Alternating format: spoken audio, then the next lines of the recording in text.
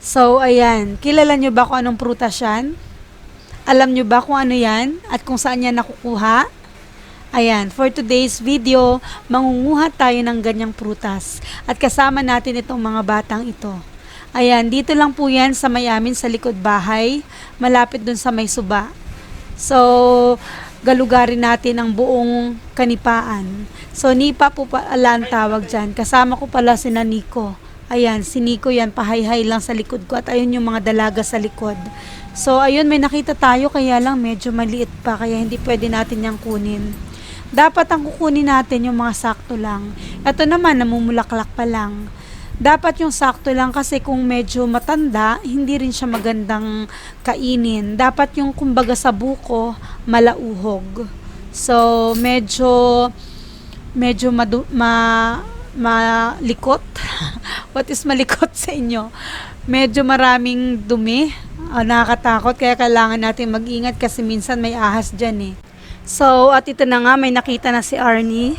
Ayan, sana lang sakto lang yung bunga niya, hindi matigas, hindi naman yung walang laman. Kasi kapag nagkaganon, sayang.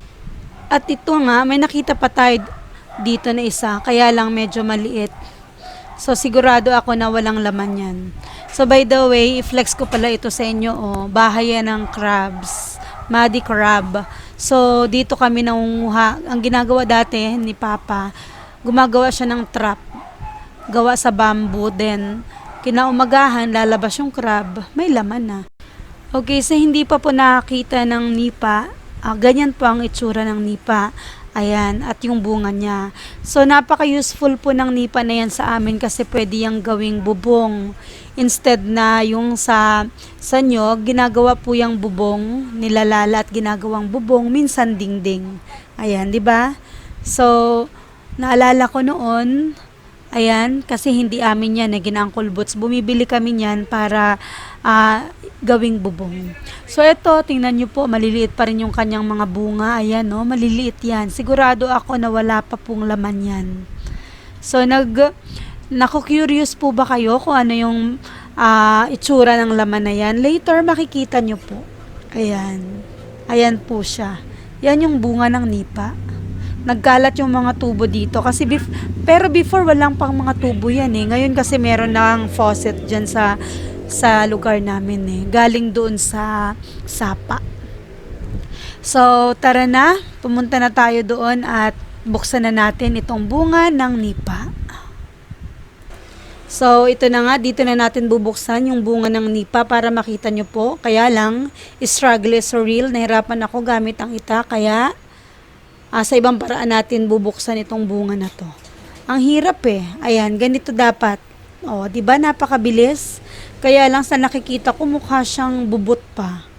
As in, nakikita nyo yung laman, hindi siya bulky. Parang napakanipis niya. Feeling ko wala itong laman. At, ayan na nga, wala talagang laman. Bubot yung nakuha namin. Okay, try natin itong isa.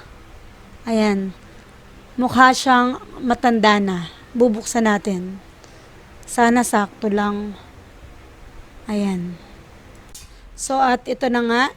Kanina walang laman, ngayon naman sobrang tigas. So, nakikita nyo po yan. Ganyan po yung laman ng nipa. Ganyan po. Para siyang nata de coco.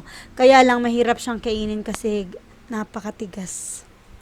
Pero pwede na rin pagtiyagaan. Ayan. Ganyan yan. Parang nyog. So, imagine niyo na lang kumakain kayo ng nyog. As in nyog ha, hindi yung buko. So, pwede nyo yung pagtiyagaan. Ayan. Ganyan ang itsura ng bunga ng nipa. Sarap naman, sarap. So, talagang nakakatuwa dito sa probinsya. Ang sarap balik-balikan ng mga nakaraan. Ayan o, kung pwede nga lang, dito ka lang ulit sa probinsya, di ba? Kaya lang, talagang hindi na pwede, pabaka-bakasyon na lang tayo dito. So, habang nagbabakasyon, sulitin na lang at balikan yung mga nakasanayan dati. Katulad na lang nito. Ayan. 'Di ba? Nakakatuwa po talaga. So, ayun na nga, flinex ko lang po sa inyo yung isa sa mga ginagawa namin dito nung ako ay nandito pa, nakatira sa probinsya. So, ito, ang pangunguha ng nipa. Nakakamiss. Kain po tayo.